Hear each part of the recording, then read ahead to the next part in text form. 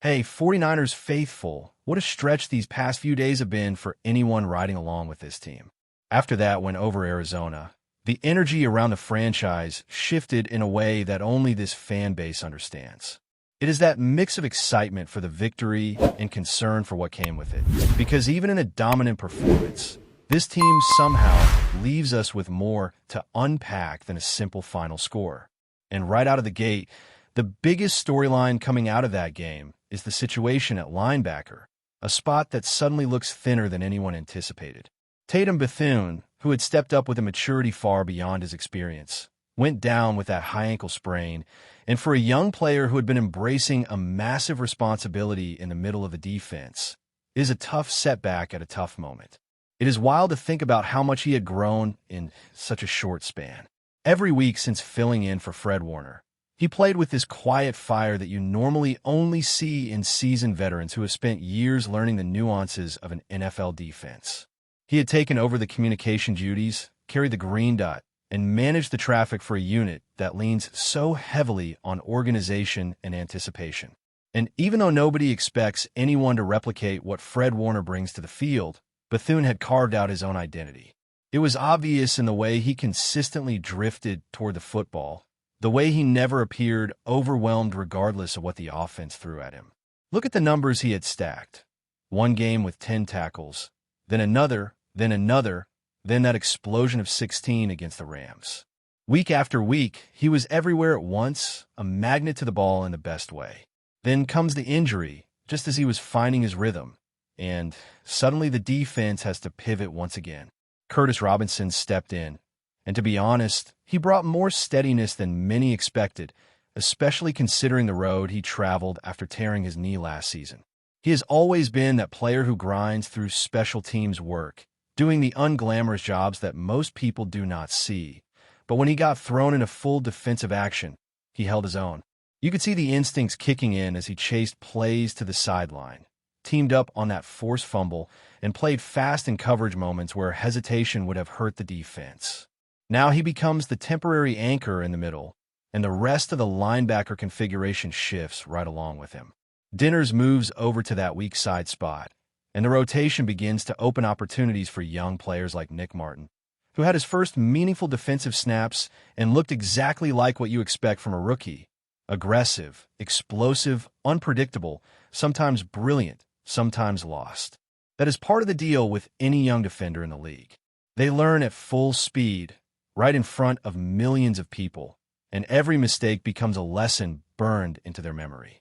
Martin flashed that wild athleticism, that downhill burst where he looks like he's playing on fast forward, but he also had moments where the coverage responsibilities caught up to him, like when the tight end slipped behind him for that chunk play. That is how development works. You live with the bumps because the only way a player becomes reliable is by surviving those growing pains. And that is the overall theme of this season for San Francisco, whether the fan base likes it or not. This is a roster that has dealt with injuries at every corner of the field, yet young players keep getting thrown into the fire and asked to perform like seasoned pros. Sometimes it works. Sometimes it stings. But it is shaping the next generation of this team in real time. Then comes the special team storyline that nobody wanted to hear. Eddie Pinheiro dealing with that hamstring situation. For a kicker who has been nothing short of automatic, this is as gut-punching as it gets. Every time the Niners needed a long kick, a pressure kick, a moment that could swing momentum in a heartbeat, he delivered. 22 attempts, 22 makes. Every range, every scenario, he stepped up with the kind of icy calm that fans dream of having in a kicker. Losing him, even temporarily, forces the team into a scramble, looking for someone who can recreate that reliability without missing a beat. And for a team that already lived through the turbulence of inconsistent kicking last season, the margin for error is razor thin. The search for his temporary replacement is underway, and there's a lot of debate swirling about which direction the team should go. Some of the candidates bring experience, some bring power, some bring question marks, but all eyes are on whether they can hold things together while Pinheiro heals. And mixed into all of this is the wild possibility that briefly existed about bringing back Jake Moody. For a split second, the opportunity was right there. A reunion was actually possible. But that window closed as soon as Washington swooped in, signing him off the practice squad before San Francisco ever made a move. It was one of those what-if situations that fan bases talk about for weeks, maybe months, especially with how well he had been doing recently. On top of that, the wide receiver room continues to deal with long-term uncertainty.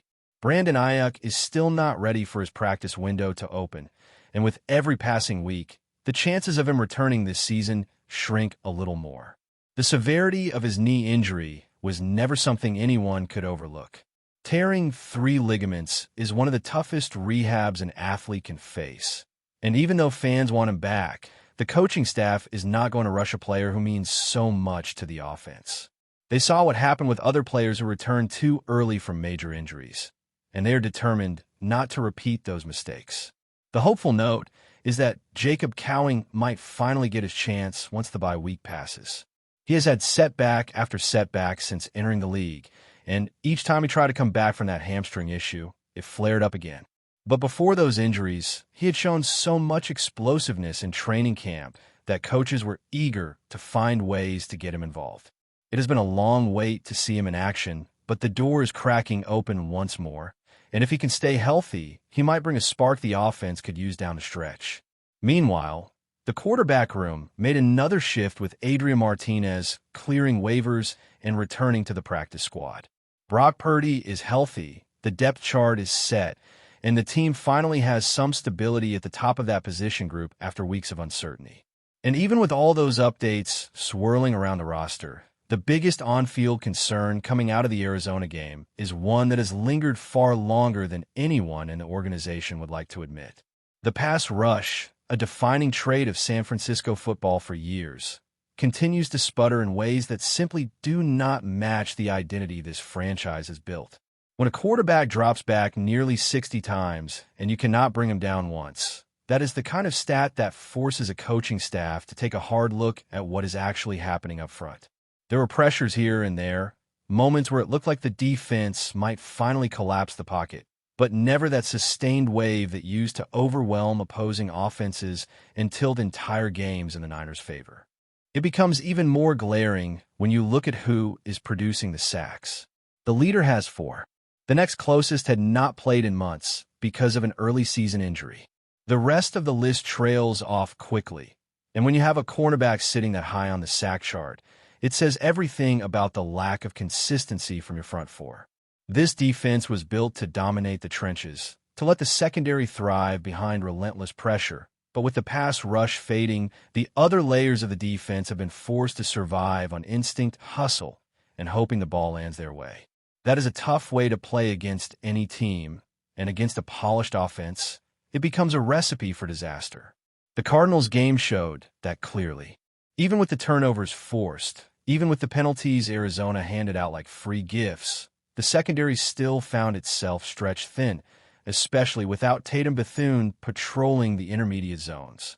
When a defense cannot collapse the pocket, receivers have too much time to uncover, and that is exactly what happened as Michael Wilson kept finding open windows. It is not that the coverage players suddenly became bad. It is that they were put in impossible situations repeatedly. No defender can hold up in coverage for 4 or 5 seconds on every snap. Not in this league. Not with the caliber of athletes on the other side. The coaching staff knows it too. You can feel it in the way they talk about needing more help, needing more disruption, needing someone to become that spark who can tilt the entire momentum of a game on a single play. They are searching for that spark because as resilient as this roster has been, there are limits to how much you can lean on takeaways in red zone stands to save you week after week. When the postseason race tightens, the teams that advance are the ones that win in the trenches, and right now the Niners are fighting uphill in that category. But here is where things become fascinating. Even with all the chaos, all the injuries, all the uncertainty, San Francisco still sits with a strong record, still controls its path, and still refuses to fold. That is where the coaching job of Kyle Shanahan really stands out. Every time this team seems ready to collapse under the weight of another setback, another key player going down, another week of patchwork rotations, they respond with something gritty and unexpected. Many people expected them to struggle deeply when Brock Purdy went down earlier in the season, yet they found ways to stay afloat. Many expected the injuries on defense to crumble the unit entirely, yet they continued to scrap, generate turnovers, and hold just enough ground to allow the offense to create separation. That resilience is why this season has felt so unpredictable and yet so compelling. The team might not look like the polished juggernaut of past years, but they have become this dangerously stubborn group that refuses to go away.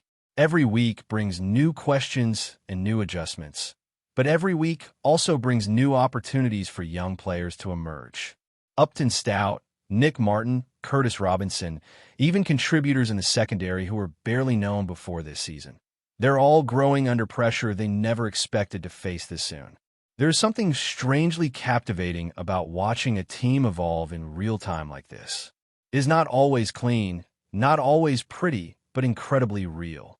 Every game feels like a mix of chaos and promise, mistakes and breakthroughs, and that combination has made the season feel more unpredictable than any recent one. And now, with the final stretch ahead, all eyes are on whether this group can hold the line long enough for reinforcements to return and for some of these young players to take that next step. The offense, on the other hand, has tried to balance out the defensive inconsistency by staying aggressive. Even while missing key weapons, the coaching staff has found ways to keep the rhythm alive. Brock Purdy's return to full strength helped stabilize everything, and his connection with the remaining receivers has kept the passing game from falling off a cliff. The run game continues to be the heartbeat, especially as the offensive line has gradually gelled after a shaky start. But everyone knows that when the defense cannot generate pressure, the margin for error shrinks dramatically. The offense cannot afford slow starts. They cannot afford empty possessions. They cannot afford miscues that allow opponents to hang around longer than they should. And that is the tension constantly surrounding this season. This team has the heart, the resilience, the coaching, and the playmakers to compete with anyone. But the missing pass rush creates this lingering shadow over every win, every bounce-back moment, every spark of momentum. It is the one piece that, if fixed, could transform the Niners from a gritty, unpredictable contender into a dangerous postseason threat. But until that solution appears, whether internally or through someone stepping up unexpectedly, every game feels like another test of how far sheer determination can carry a battered roster. Yet even with that looming question, the ride continues. The faithful know this team well enough to understand that nothing this season will be simple and nothing will come easy. But the fight is there. The fire is there. The hunger is there. And as the next week approaches, the focus shifts to whether this defense can find a way to rediscover the one thing that once made them terrifying. But before we dive in, don't forget to subscribe to 49ers Zone and hit the like button on this video. Your support helps us keep bringing you the latest updates on the San Francisco 49ers. And don't forget to share your thoughts on the news in the comments below. Whispers around the league are growing louder after what many are calling a shocking turn of events for the San Francisco 49ers. Brock Purdy, the young quarterback whose rise has captivated fans, reportedly suffered a serious injury during a matchup against the Arizona Cardinals.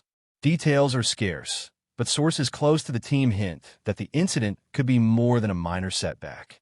The term machuco has been thrown around in locker room chatter, sparking concern among teammates and analysts alike. While no official statement has clarified the extent of Purdy's condition, the atmosphere in Santa Clara is reportedly tense, with insiders describing a palpable sense of unease. The 49ers, a team that has prided itself on consistency and resilience, could now be facing turbulence. The offense, which has thrived on Purdy's poise and precision, might need to scramble for solutions, fueling speculation about potential backup options or even trade talks. Rumors suggest that the coaching staff is quietly evaluating all possibilities to stabilize the team's trajectory, knowing that a prolonged absence from their star quarterback could derail long-term plans. Fans on social media are already abuzz, debating the impact of Purdy's sudden disappearance from the field.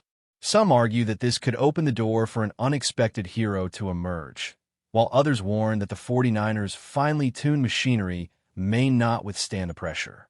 Analysts point to the strategic challenges the team might face: offensive schemes, morale in the locker room, and even draft considerations could all be influenced by this looming uncertainty. Meanwhile, the Cardinals sideline reportedly witnessed the incident with a mix of shock and opportunity. Rival teams are now said to be recalculating their game plans, aware that San Francisco's grip on the division could weaken if Purdy's recovery lags. Amid the growing chatter, speculation continues to swirl. Some insiders hint at the possibility of a secretive internal meeting to discuss emergency quarterback options, while others suggest that the 49ers might explore unconventional tactics to keep their season on track. Whether Brock Purdy's injury will define the remainder of the 49ers' campaign remains unknown, but the rumblings are enough to make any fan uneasy. Sources say that even within the organization, whispers of a potential crisis are mounting, creating an atmosphere of uncertainty that could test the team in ways they have not experienced before. One thing is certain: the 49ers' future, at least in the short term, is suddenly a hot topic for debate, speculation, and late-night locker room discussions. That's it for this update. If you enjoyed the video and want to keep receiving exclusive news about the San Francisco 49ers, make sure to subscribe to 49ers Zone and give this video a like. We always look forward to hearing your comments and opinions. See you in the next video.